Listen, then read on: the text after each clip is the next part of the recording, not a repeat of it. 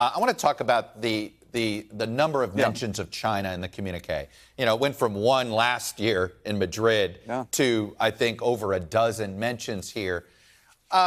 Look, is NATO expansion into the Asia arena inevitable over the next 2 decades? Oh, I think it is. And I think it was a positive summit. I think there was a lot of progress. It wasn't just the mention of China several times, almost 20 times on my count.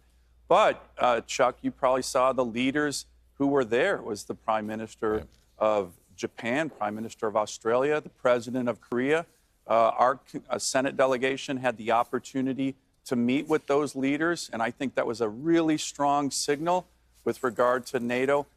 My big message to all the leaders in NATO during the summit, and it's something we talked about with the President, Jake Sullivan, when we were over there, one of the critical issues that we have to keep pushing with regard to NATO is to get the rest of our allies to step up and do their part. You know, we want this alliance, which is one of the most successful military alliances in history, to be strong, to be sustainable, but it's undermined the sustainability of NATO when only 7 of 31 members of NATO currently meet their 2% of GDP obligation for defense spending.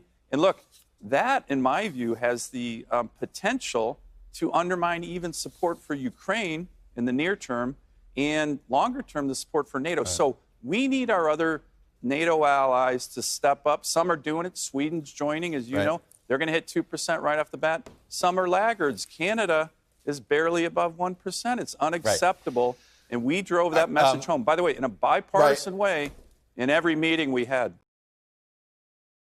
Thanks for watching our YouTube channel. Follow today's top stories and breaking news by downloading the NBC News app.